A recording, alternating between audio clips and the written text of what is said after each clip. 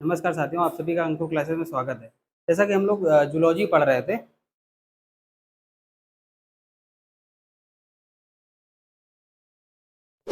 Zoology में मैंने अभी थोड़ा रिसेंटली कुछ दिन से वीडियो आए नहीं है आप लोगों के पास में मेरे। तो जूलॉजी में हम लोग पढ़ रहे थे, माइंड के बारे में ब्रेन पढ़ रहे थे, ह्यूमन ब्रेन। तो ह्यूमन ब्रेन में हमने मिड ब्रेन की बात कर ली थी। तो हमने आप पिछले बार जो हमारा पिछला वाला वीडियो था उसमें हमने बात करी थी आप लोगों को बताने के लिए कि हम लोगों को अब जो आज जो हम पढ़ेंगे फोर ब्रेन की बात करेंगे। आज हम लोग किसकी बात करेंगे? फोर ब्रेन की। इसमें हम लोग ने इस जूलॉजी के अंतर्गत साइटोलॉजी पूरी कंप्लीट कर ली थी। साइटोलॉजी कंप्लीट करने के बाद में फिर हम लोगों ने बात करी थी, फिर हमने ह्यूमन आई भी पढ़ाया था। ह्यूमन आई पढ़ाने के बाद में फिर हमने नर्वस सिस्टम स्टार्ट किया था। तो नर्वस सिस्टम के अंतर्गत जो अब हमारा जो लास्ट पॉइंट बचता है इसका ह्यूमन ब्रेन में, अब हम आज बात करते हैं फोर ब्रेन की। Fore brain. अब ये फोर ब्रेन होता क्या है ये समझना है। तो अभी बात आती है फोर ब्रेन। तो फोर ब्रेन है क्या? तो ये लार्जेस्ट पार्ट है। लार्जेस्ट पार्ट मतलब कि मस्तिष्क का सबसे बड़ा भाग कौन होता है? फोर ब्रेन होता है। ठीक है। अब इसके मैंने उस बार भी जब हम इसकी स्लाइड बनवा रहे थे तो हमने इसके पॉइंट लिखाए थे कि इसके कितने भाग होते हैं। तो इसका पहला भाग होता है थैलेमस। कौन सा भाग होता है? थैलेमस। दूसरा हमने लिखवाया था हाइपोथैलेमस। और इसका तीसरा पॉइंट लिखवाया था हमने सेरिब्रम। क्या लिखवाया था? सेरिब्रम। अब समझो इस चीज को। अच्छा, एक चीज कंफ्यूज मत होना। मैंने हिंड ब्रेन में बात करी थी। हिंड ब्रेन में मैंने पढ़ाया था आप लोगों को सेरिबेलम और ये है सेरिब्रम। तो अंतर है इस चीज का। तो सेरिब्रम हम बोलते हैं फोर ब्रेन वाले पार्ट को, और सेरिबेलम हमारा चला जाता है हिंड ब्रेन की तरफ। इसको इसको हिंदी में हम लोग बोल देते हैं प्रमस्तिष्क। तो क्या बोल देंगे? प्रमस्तिष्क। ठीक है। अब हम लोग बात करते हैं इन तीनों पार्टों को, हम समझ लेते हैं कि पहले हम इसको पढ़ लेंगे थैलेमस को, दूसरे में हम लोग पढ़ लेंगे हाइपोथैलेमस को, तीसरा पॉइंट बना के पढ़ लेंगे हम लोग सेरिब्रम को। ठीक है, इतना नोट करो जरा।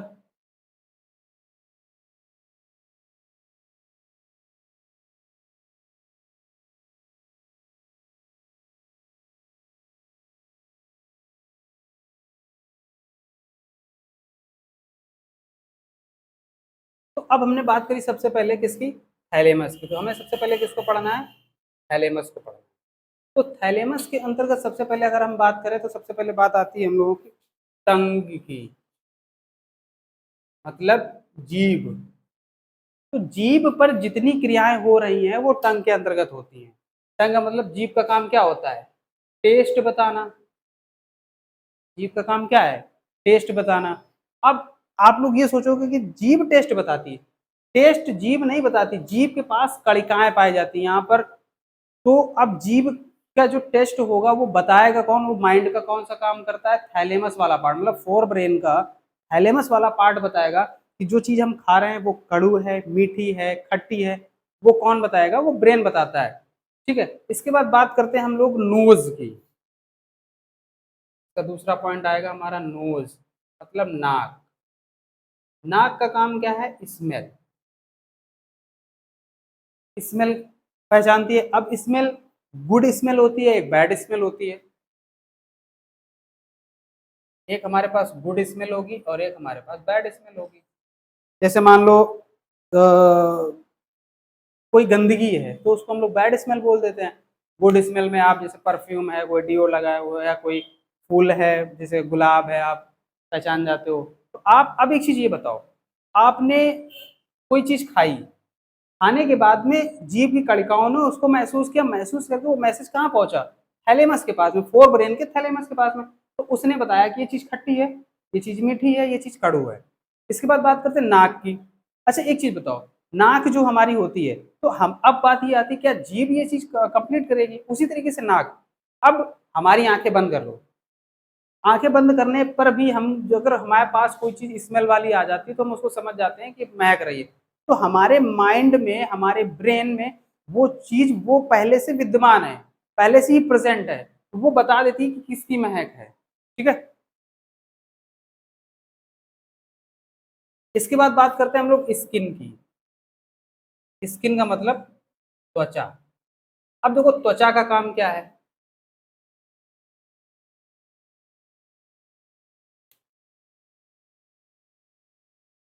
त्वचा, त्वचा का मतलब जितना भी पेन होगा, त्वचा वाला पेन। इसके बाद में कोल्ड, हीट, ये सब कौन महसूस कराता है? फोरब्रेन का थैलेमस वाला पार्ट। ठीक है, पॉइंट क्लियर हुआ? मतलब जो हमारी स्किन है, इसका मतलब ये हुआ एक्सटर्नल पेन। एक्सटर्नल पेन या एक्सटर्नल एक्टिविटी जो हमारे स्किन पे होगी, उसकी जो जिम्मेदारी होगी वो कौन बताता है? थैलेमस बताता है। मान लो अगर हम किसी के आप तमाचा मार दो या कंटाप मार दो तो क्या होगा? वो स्किन को दर्द हुआ, स्किन ने मैसेज किसको दिया? थैलेमस को। थैलेमस ने बताया वहां पर। तो कौन सा पार्ट काम करता है? थैलेमस का पार्ट काम करता है। ठीक है, अब कोल्ड, तो हमारा जो कोल्ड है, ठंड लगती है हमको, तो वो भी हमारे स्किन से ही पता चलता है। हीट, गर्मी लग रही है, वो भी स्किन से ही पता चलती है। ठीक है, इतना नोट करो जरा।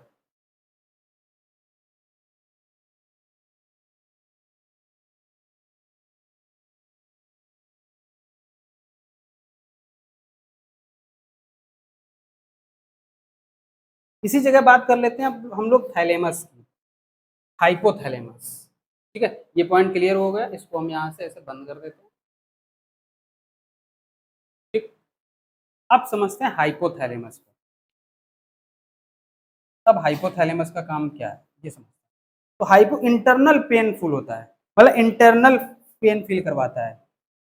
इंटरनल पेन फील करवाता है। अब बात को समझो, हमारी जो स्किन थी, जो हमारा थैलेमस वाला पार्ट था, उसने बताया कि जो हमारा पेन होगा, कोल्ड होगा, तो वो सारा एक्सटर्नल होगा। इंटरनल पेन का मतलब सर दर्द हो रहा है, तो सर दर्द कौन बताएगा? मस्तिष्क का कौन सा भाग बताएगा? वो हाइपोथैलेमस बताएगा, ना कि थैलेमस बताएगा। पॉइंट समझ में आया? हमने इसको क्यों लिखा है इंटरनल पेन फील करवाता है? इसलिए बोला क्योंकि इंटरनल पेन का मतलब जैसे पेट दर्द हो रहा है, तो पेट बाहर से तो दर्द नहीं हो रहा, अंदर का पार्ट है, वो कौन बताएगा? वो हाइपोथैलेमस बताएगा। ठीक है, दूसरा पॉइंट इसका ये है कि ये बॉडी टेम्परेचर कंट्रोल करता है। बॉडी टेम्परेचर कंट्रोल करता है, मतलब कि जो शरीर का तापमान है उसका भी नियंत्रण इसको बोल दिया जाता है। हमारे शरीर का थर्मामीटर बोलते हैं इसको। हमारे शरीर का थर्मामीटर किसको बोला जाता है? हाइपोथैलेमस को। ठीक है, और बोल देते हैं इसको थर्मो रेगुलेटरी। क्या बोल देते हैं? थर्मो रेगुलेटरी, मतलब ताप नियंत्रक। पॉइंट को समझो जरा। बात करते हैं हम लोग, बात कर रहे थे थैलेमस से। थैलेमस में मैंने बताया जो बात करी जीभ की, फिर नाक की, फिर स्किन की। अब बात आती है हाइपोथैलेमस। हाइपोथैलेमस का मेन पॉइंट क्या था? इंटरनल पेन भी करवाता है। बॉडी के अंदर जो भी कोई पेन होगा, वो हमारा जो मस्तिष्क का कौन सा भाग होगा? हाइपोथैलेमस वाला भाग होगा, वो बताता है। बॉडी टेम्परेचर कंट्रोल करता है। देखा होगा जब बुखार उखार होता है तो वो हमारा, वैसे जो हमारा औसतन जो बॉडी का टेम्परेचर होता है 98.7 या 8 के करीब होता है, फ़ारेनहाइट के करीब होता है, 37 डिग्री सेल्सियस में होता है। ठीक है, लेकिन बात करते हैं इसको कंट्रोल कौन करता है? हाइपोथैलेमस करता है। जब फीवर वीवर होता है तो देखो 103, 101, 102 पहुंच जाता है फीवर। ठीक है, इसलिए इसको हम बोला हमारे शरीर का थर्मामीटर कौन है? हाइपोथैलेमस। क्वेश्चन ऐसे बनते हैं कि जो जीव है, मस्तिष्क का कौन सा भाग है जो स्वाद का वो महसूस कराता है? तो थैलेमस। नाक, त्वचा। इसी तरीके से पूछ लेगा कि जो शरीर का आंतरिक दर्द होता है, जो हमारे शरीर का आंतरिक दर्द है, वो मस्तिष्क का कौन सा भाग करवाता है? ये सारे क्वेश्चन ऐसे बनते हैं। ठीक है, इसके बाद में जो बॉडी का या शरीर का जो थर्मामीटर होता है वो कौन होता है? तब भी आप लोग क्या किसको टिक करोगे? हाइपोथैलेमस को टिक करोगे। ठीक है, चलो इसके पॉइंट हम और इधर लिखवा रहे हैं। चलो अच्छा, इतना नोट कर लो फिर हटाएं इसको।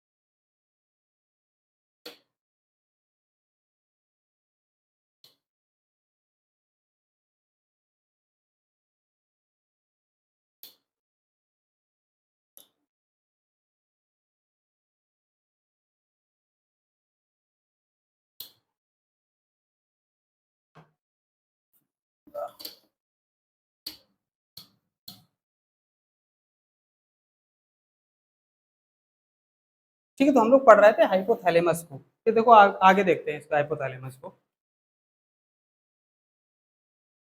हाइपोथैलेमस, ठीक है, मैंने इसमें आप लोगों को बता दिया, इंटरनल पेन फील करवाता है, कि बॉडी के टेम्परेचर को कंट्रोल करता है। अब देखो अगला पॉइंट, और क्या क्या करता है ये हाइपोथैलेमस जो है हमारे शरीर के अंदर, और क्या क्या काम करता है। हाइपोथैलेमस का मतलब और क्या क्या काम है। तो हंगर, हंगर, भूख लगना, जो भूख लगती है वो इसी की वजह से लगती है, यही बताता है कि हम भूखे हैं।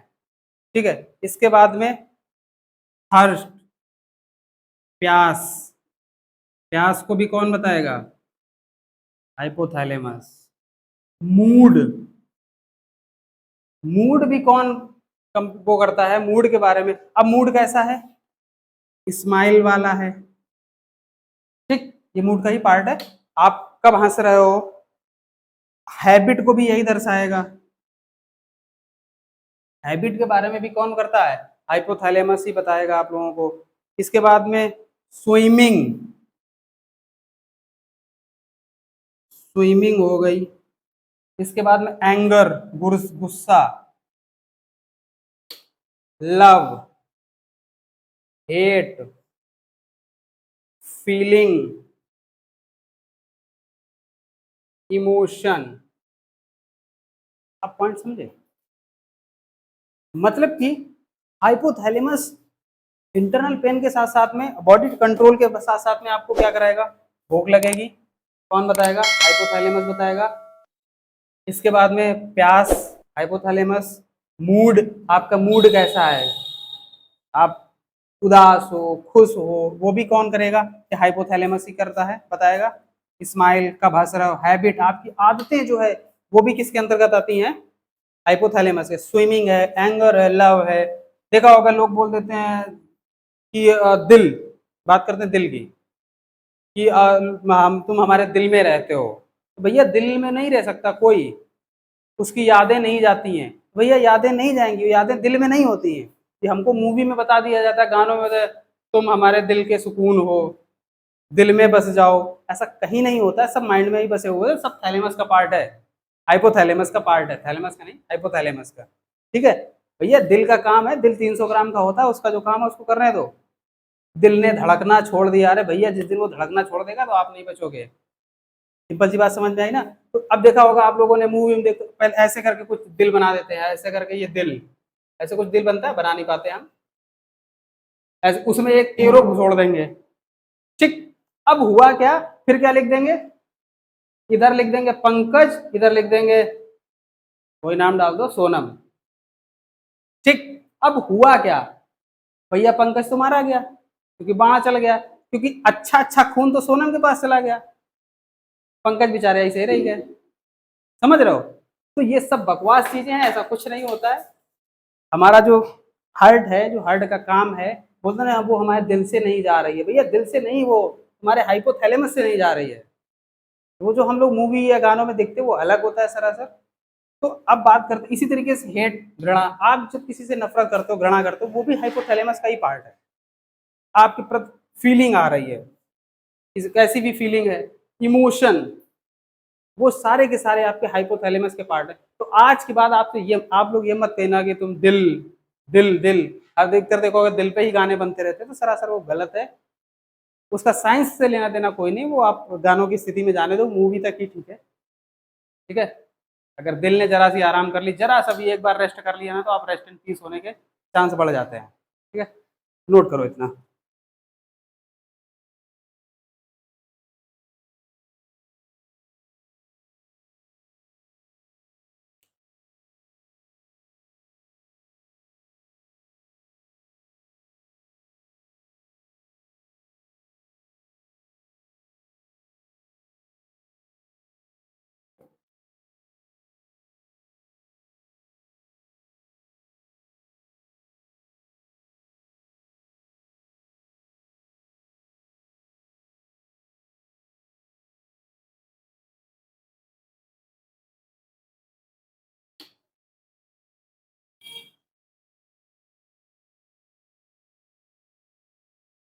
यार ये तो दिल साफ ही नहीं हो रहा।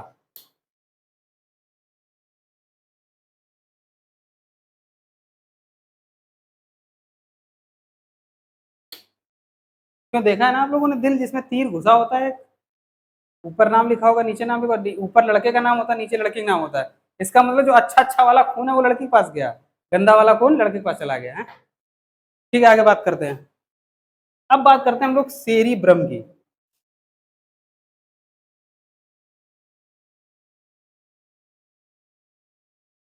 ठीक है, ये जो होता है सेरिब्रम, इसको पढ़ो, देखो ये ज्यादा थोड़ा अच्छा, ये हमारे दिमाग का हायर ब्रेन है। सही सही। ये हमारे ब्रेन का कैसा है पार्ट, हायर है। इसको हायर ब्रेन बोल सकते हो, हायर पार्ट भी बोल सकते हो, ठीक है, हायर माइंड भी बोल सकते हो, कुछ भी बोल सकते हो। मतलब कि अगर ये सेरिब्रम सही तो सब कुछ सही। ये हमारे मस्तिष्क का सबसे इंपॉर्टेंट पार्ट होता है, वैसे कि सारा का सारा मस्तिष्क इंपॉर्टेंट होता है। एक डायग्राम बनाते हैं पहले। अच्छा, इसका काम क्या है, या इसको हिंदी में क्या बोलोगे, उच्च दिमाग। हिंदी में क्या बोल सकते हो इसको, उच्च दिमाग। तो सेरिब्रम जो है वो क्या है, उच्च दिमाग है। ये क्या लाएगा, ये थॉट लाएगा। क्या लाएगा, थॉट। ठीक।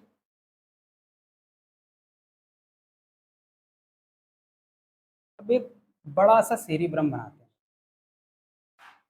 ना, ठीक है, इसको दो पार्टों में बांटें। इसको बोलते हैं हिप्पोकैम्पस। हिप्पोकैम्पस,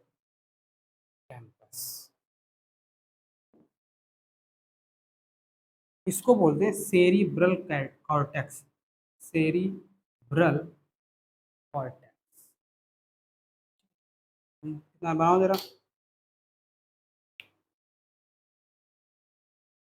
या इसका नाम होता है हार्ड डिस्क। हिप्पोकैम्पस को क्या बोल देते हैं, हार्ड डिस्क। पॉइंट को समझो, पहले हम लोग इसको खत्म कर लेते हैं।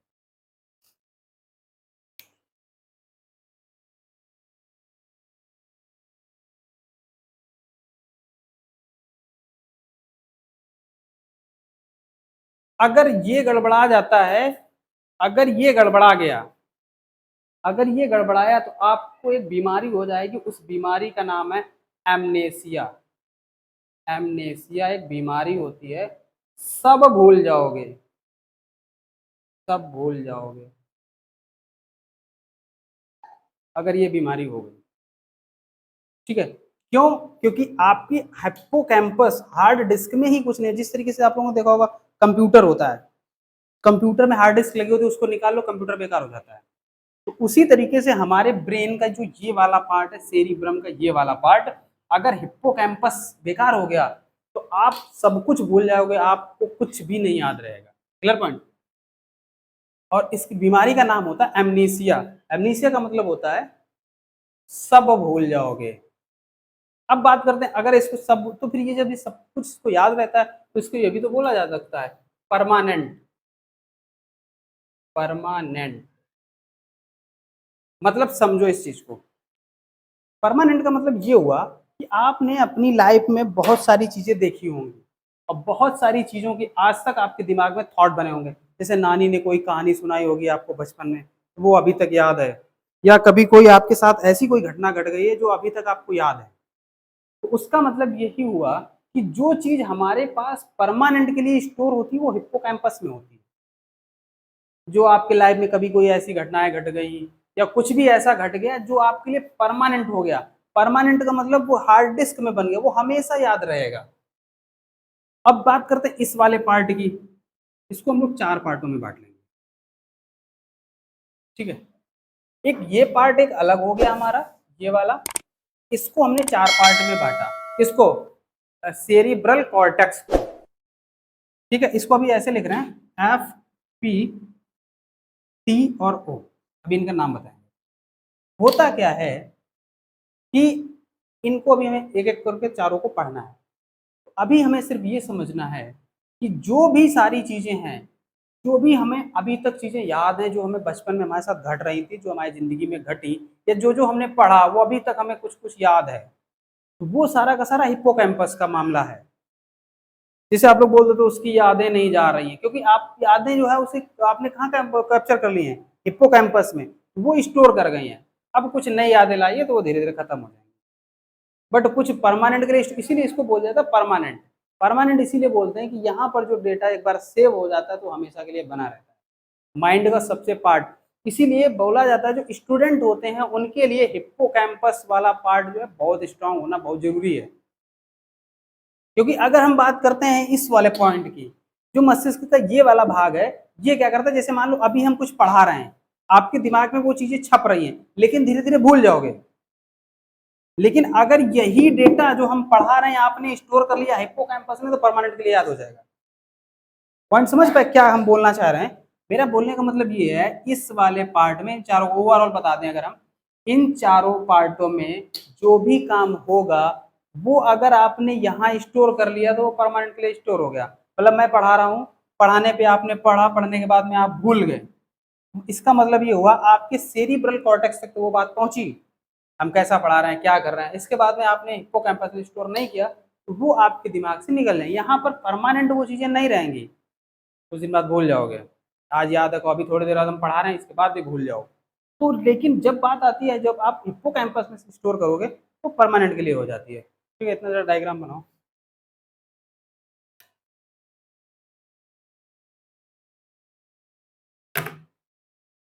अब हम इन इसको तो समझ गए थे, इसको हमने ज्यादा नहीं बताया था, यही बताया परमानेंट होता है, यहाँ पर जो भी चीजें होंगी वो परमानेंट होंगी। हिप्पोकैम्पस इसका नाम है, हार्ड डिस्क बोलते हैं। इसकी कमी, इसके अगर दिक्कत होती है तो एमनीसिया नाम का एक रोग हो जाता है, जबकि आप सब कुछ भूल जाते हो।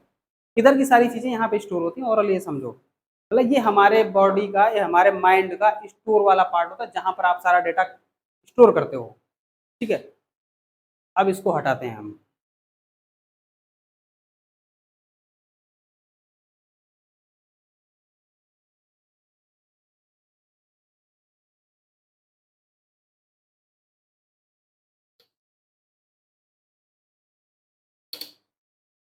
तो सबसे पहले मैंने लिखा था एफ, इसका नाम होता है फ्रंटल लोब।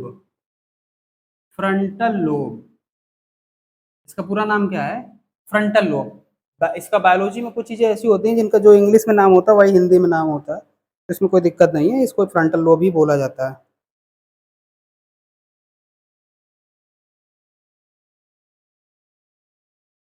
ये क्या करता है, इसका काम है फॉर्मेशन ऑफ माइंड या formation of memory. Formation of memory मतलब ये जो है याददाश्त का बनना, याददाश्त का बनना। फ्रंटल लोब का क्या, मैंने आप लोगों को ये पार्ट बताया था अभी, ऐसे हमने बनाया था, इसको बोला था सेरिब्रल कॉर्टेक्स, इसको अलग कर दिया था, ये हिप्पोकैम्पस वाला पार्ट था। फिर मैंने इसको चार भागों में बांटा था। ये वाला जो पार्ट है, ये वाला पार्ट क्या है? Frontal lobe. इसका काम क्या है? फॉर्मेशन ऑफ मेमोरी, याददाश्त का बनना। ठीक है, दूसरा काम इसका है decision making. Decision decision making, इसका मतलब क्या हुआ? निर्णय, मतलब कि निर्णय लेने की जो क्षमता है वो किसके पास है? निर्णय लेने की क्षमता फ्रंटल लोब के पास है। पर्सनालिटी डेवलपमेंट, इसको ऐसे लिख देना, पर्सनालिटी, पर्सनालिटी डेवलपमेंट।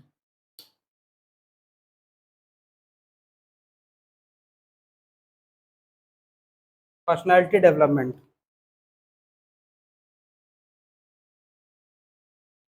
इसका मतलब ये हुआ। इसके बाद बात करते हैं कंसंट्रेशन। कंसंट्रेशन, कंसंट्रेशन का मतलब एकाग्रता होता है। एकाग्रता को भी कौन लाता? फ्रंटल लोब लेकर के आएगा। ठीक है, क्रिएटिविटी या थॉट लिख लो, थॉट भी यहीं पे आते हैं, ठीक है।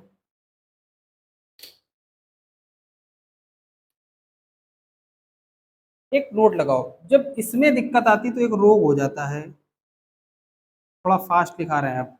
रोग का नाम है एमपीडी। एमपीडी, एमपीडी का मतलब होता है मल्टीपल पर्सनैलिटी डिसऑर्डर। डिसऑर्डर।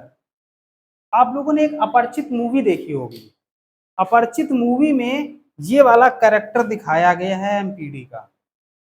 जो व्यक्ति व्यक्ति होता है वो कुछ थोड़ी थोड़ी देर में सब कुछ भूल जाता है, तो अपरिचित मूवी का ही है, बहुत बड़े बड़े कांड कर देता है वो।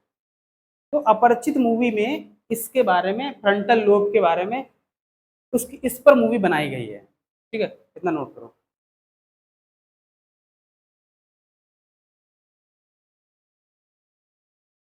दूसरी एक और बीमारी है, सोमनोबुलिम बुलिज्म। क्या लिखोगे आप लोग, इधर लिख लो, दूसरी बीमारी जो है सोमनोबुलिज्म।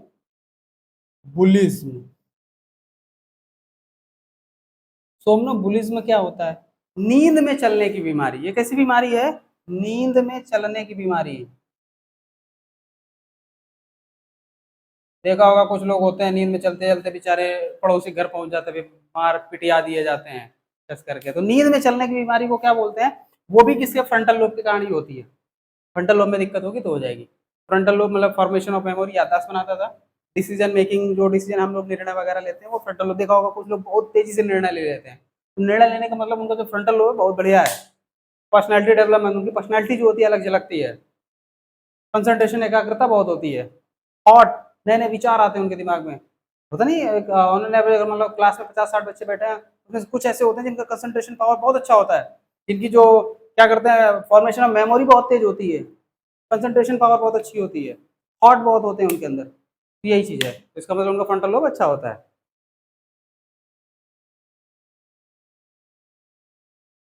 नोट हो गया? तो ये सोमनोबेलिज्म करके था, नींद में चलने की बीमारी होती है। अब बात करते हैं हम लोग किसकी, पैरिटल लोब।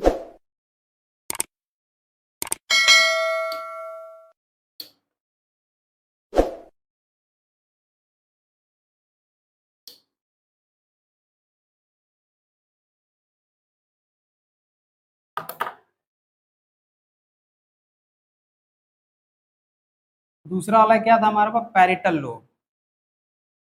पैरिटल लोब, ठीक। अब ये क्या होता है पैरिटल लोब? इसका काम क्या है माइंड के अंदर? इसका काम है लॉजिकल रीजनिंग। लॉजिकल रीजनिंग मतलब कि जो हमारी है तर्क शक्ति, सामान्य तर्क शक्ति, वो माइंड का ये वाला पार्ट कराता है। कौन सा? Parietal lobe. हम लोग इसकी बात कर रहे हैं, मैंने यहाँ पर एफ लिखा था, यहाँ पर पी लिखा था, तो ये वाला जो पार्ट है वो पैरिटल लॉब का होता है, ये बताता है। तो अब ये क्या बताएगा, ये कम्युनिकेशन,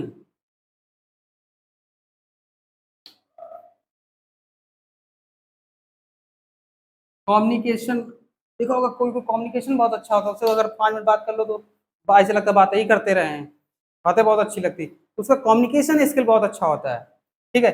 इसके बाद बात करते हैं हम लोग speed, distance, storage of language, storage of,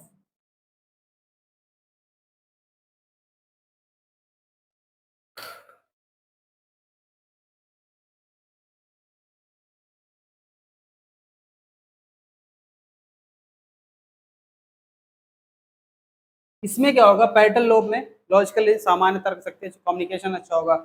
speed, distance, ये तो सेम ही हो गया। देखा होगा ऐसा नहीं होता जैसे आप लोग डायरेक्शन, डायरेक्शन भी लिख सकते हैं इसमें। ऐसा तो है नहीं कि आप घर से निकले, इसके बाद में आपको जाना चाहिए था कोचिंग, तो आप पहुंच गए और कहीं। आपका एक निश्चित होता है, तो ये कौन मैनेज कर रहा होता है, ये कौन कंट्रोल कर रहा होता है, पैरेटल लोब कंट्रोल कर रहा होता है। ऐसा तो है नहीं अब हमें कानपुर से लखनऊ जाना है, तो अब हमें कानपुर से लखनऊ जाने के लिए हमको है दिमाग में वो रास्ता भी क्लियर होता चला जाएगा, हमें जिसके घर में जाना है वो क्लियर हो जाए, मान लो मौसी, फूफा, बुआ, मौसी कोई भी रह रही है वहाँ पे, तो हम उनके ही घर में घुस, पड़ोसी घर में क्यों नहीं घुस जाते। तो वहाँ पर कौन काम करता है, पैरेटल लोब काम करता है, ठीक है। हम वो रास्ता है याद हो जाती है, मेरा सारा रास्ता पता चलता चला जाता है, तो उसका सारा का सारा काम किसका है, पैरेटल लोब का है। कुछ लोग होते हैं ऐसे जिनको रास्ता याद ही नहीं होता, चाहे उनको 10 बार लेके जाओ, तो उनका पैरेटल लोब जो होता है वो गड़बड़ होता है, ठीक है। तो अब ऐसा कोई व्यक्ति मिले तो बता देना उसको, दिमाग नहीं काम करता तुम्हारा, जो दिमाग का पैरेटल वाला लोब वाला पार्ट है वो गड़बड़ है, ठीक है। तो वो जीपीएस वगैरह लगा के काम चलाते हैं, मैप वगैरह देखते हैं, ठीक है। और कुछ लोग ऐसे होते हैं उनको एक बार भेज दो, दोबारा वो बिना जीपीएस के चले जाएंगे, तो उनका पैरेटल लोब अच्छा होता है, ठीक है। स्टोरेज ऑफ लैंग्वेज, इसकी भी बात करते हैं। कुछ लोग होते हैं, देखा होगा, उनका स्टोरेज ऑफ लैंग्वेज बहुत अच्छा होता है, हिंदी भी बोल रहे हैं, बिहारी भी बोल लेते हैं, राजस्थानी भी बोल लेते हैं, मराठी भी बोल लेते हैं, मतलब एक से अधिक लैंग्वेज बोलना, स्टोरेज ऑफ लैंग्वेज, ये भी किसके अंतर्गत आएगा, पैरेटल लोब के अंतर्गत आएगा, ठीक है। इसमें एक बीमारी होती है, जरा उसका नाम लिखो, नोट लगाओ, एक बीमारी लिखो,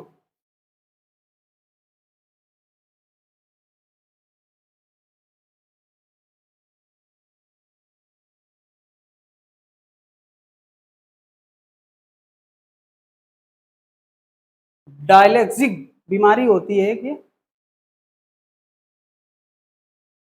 ये बीमारी आप एक मूवी देखोगे तारे जमी पे, एक मूवी आज सोचोगे सर आप मूवी के नाम बता रहे हो, क्योंकि ये माइंड से रिलेटेड है, मूवियाँ ऐसी बनती भी हैं, कुछ मूवियाँ ऐसी होती हैं जो थोड़ा रिलेटेड होती है। तो एक मूवी आई थी हमारे तारे जमी पे, बाकी उसमें हमें नहीं पता कौन क्या है क्या नहीं है, स्टोरी भी नहीं पता, तो उस उसमें इस चीज को दर्शाया गया है, इस चीज को बताया गया, इस बीमारी के बारे में चर्चा हुई है वहां पे, ठीक है। नोट कर लो इसको फिर हटाएं।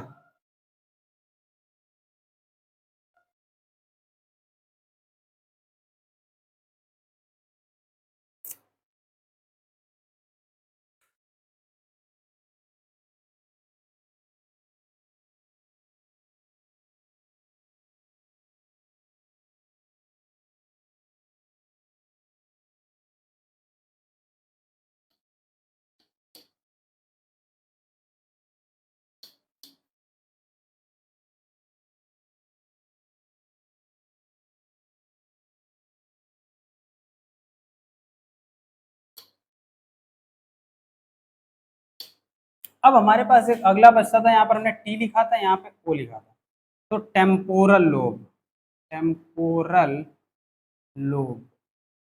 अच्छा एक चीज करते हैं, टेम्पोरल लोब और ये तुम्हारी कौन सी लोब है, हो गई ऑसिपिटल लोब, इसको क्या बोलोगे, ऑसिपिटल लोब, ऑसिपिटल लोब, इनको साथ में पढ़ लेते हैं, क्योंकि इन दोनों का काम एक ही है, ठीक है, ऐसे पढ़ लेते हैं, ठीक है। ये इस तरीके से पढ़ोगे तो समझ में आ जाएगा, ठीक है।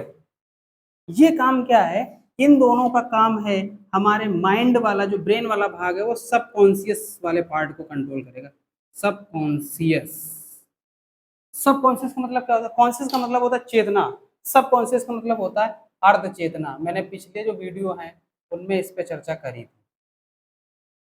अर्ध चेतना, अर्ध चेतना का मतलब आप जब क्या कर रहे हो, स्लीप कर रहे हो, जब आप सो रहे होते हो उसको बोलते हैं सबकॉन्शियस, मतलब आपका दिमाग काम कर रहा होता है। अब होता क्या है, जैसे मान लो आपको एकदम से आवाज दे दी गई, आप उठ जाते हो एकदम से, कुछ थॉट आ गया आप एकदम से उठ गए, तो सबकॉन्शियस में ये दोनों आ जाते हैं, टेम्पोरल लोब और ऑसिपिटल लोब, ठीक है। इसको बोलते हैं ऑडिटरी फंक्शन, ये वाला जो होगा वो ऑडिटरी फंक्शन करेगा, ऑडिटरी फंक्शन, ठीक।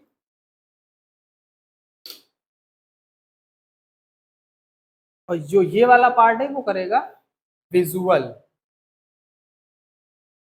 बात को समझना।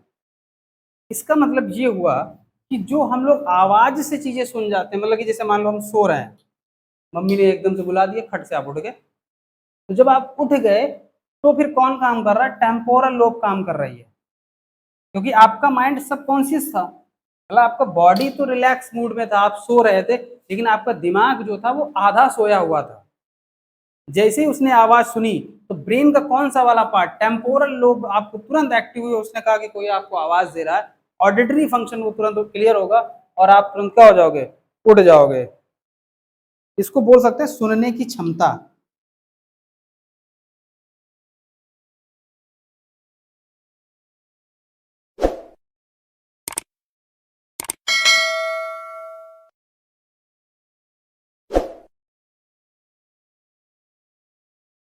अब विजुअल में देखो, समझ लो थोड़ा, विजुअल में क्या होता है, देखना।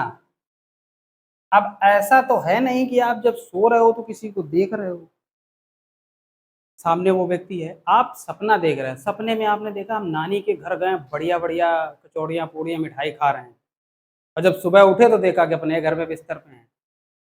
तो अब उस सपने में वो नानी का चेहरा, वो कचौड़ी पूड़ी पकौड़ी सब दिखना हूबहू वैसे ही, वो किसका काम है, वो ऑसिपिटल का काम है, ऑसिपिटल लोब का। अब अंतर समझ गए ना। यहाँ पर क्या काम है टेम्पोरल लोब का, टेम्पोरल लोब का मतलब है ऑडिटरी फंक्शन। जब आप किसी की आवाज से उठ जाते हो, वहां पे क्या है, ऑसिपिटल लोब, ऑसिपिटल का काम है विजुअल। जब आप अपने जब सो रहे होते तब आप देख रहे होते चीजों को, सपने देख रहे होते हो, वो सपने आपको हूबहू वैसे ही नजर आते हैं रियल में। तो वो कौन काम कर रहा है, ऑसिपिटल काम कर रहा है। ठीक है, पॉइंट समझ में आया, नोट कर लो।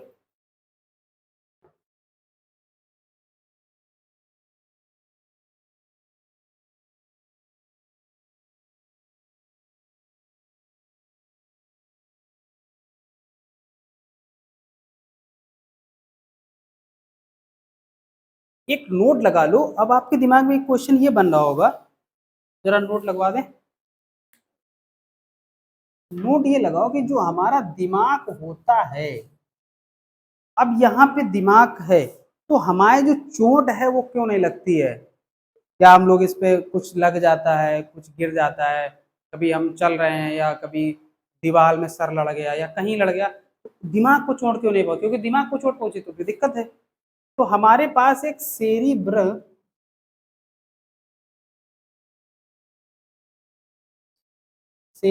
स्पाइनल लिक्विड भरा होता है या फ्लूइड भरा होता है। ठीक है, सेरिब्रो स्पाइनल फ्लूइड, इसका काम क्या है, ये हमें एक्सटर्नल प्रेशर से बचाता है, एक्सटर्नल प्रेशर से बचाएगा। मतलब कि बाहरी दबाव। अब पॉइंट समझ में आया, बाहरी दबाव मतलब कि बाहरी दबाव का मतलब ये हुआ कि ये एक्सटर्नली हमारे माइंड को, हमारे ब्रेन को हिफाजत बचा के रखता है। ठीक है, अब पॉइंट समझ में आया। आज के लिए इतना पर्याप्त है, और अब शायद हमारा नर्वस सिस्टम का एक और लास्ट वीडियो बचेगा जिसमें हम थोड़ा नर्वस की बात करेंगे। आज हमारा जो है ये टॉपिक, माइंड वाला टॉपिक जो है, ब्रेन, ह्यूमन ब्रेन का टॉपिक है, ये पूरा कंप्लीट होता है। इसके बाद में हमें शायद नर्वस में थोड़ा और भी पढ़ाना है, कुछ नर्वस के बारे में, वो हम एक वीडियो में और बता देंगे। इसके बाद में हमारा नर्वस सिस्टम वाला पार्ट पूरा कंप्लीट हो जाएगा। ठीक है, आज इतना ही रखते हैं।